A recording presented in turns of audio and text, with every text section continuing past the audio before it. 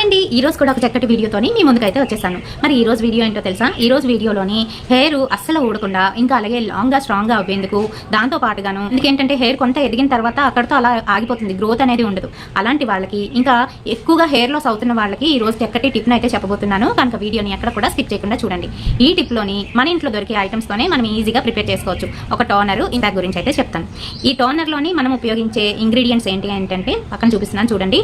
మెంతులండి. మెంతులు మనకి ఏంటంటే పేస్ట్ చేసేసి మీరు ఫేస్కి అప్లై చేసుకున్నారనుకోండి 2 నిమిషాల్లో గట్టి పడిపోతుంది అనమాట.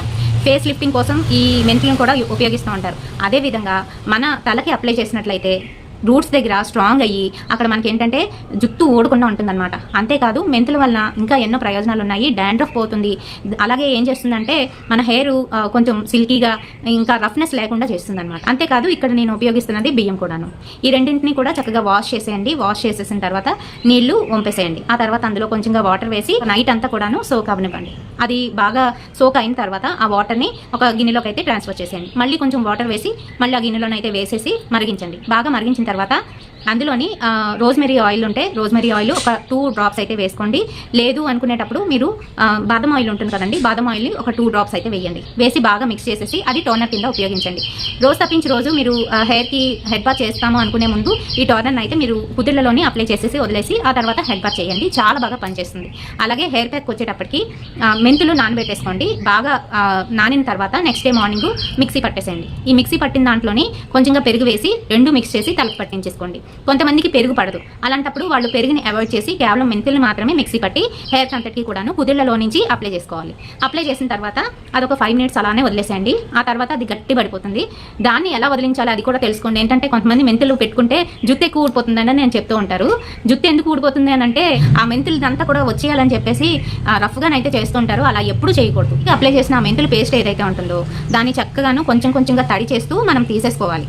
లేదంటే ఒక కోమ్ పట్టుకొని కోమ్తోని మెల్లగానైతే దూకోవాలి. దూకుంటే ఆ మెంతులంతా కూడా వచ్చేస్తుంది. ఆ తర్వాత హెడ్ బాత్ అనేది చేయాలి. అప్పుడు వాటర్ ఎక్కువ అవ్వదు, ఇంకా అలాగే జుట్టు కూడా ఎక్కువ ఊడిపోకుండా ఉంటుంది. మీరు ఎక్కువ సార్లు జుట్టుని ఇబ్బంది పెట్టినట్టుగా గట్టిగా లాగేశారనుకోండి జుట్టు తెగిపోవడం ఊడిపోవడం అనేది జరుగుతుందన్నమాట. ఈ మెంతులు పెట్టిన తర్వాత మీకు ఫాస్ట్ గ్రోత్ ఉంటుంది. అలాగే ఆ జుట్టు ఊడకుండా ఉంటుంది. ఎటువంటి డాండ్రఫ్ అనేది కూడా ఉండదు. ఇది నేనైతే వీక్లీ వన్స్ పెట్టుకునేదాన్ని ఇంతకుముందు. ఇప్పుడైతే మానేశాను.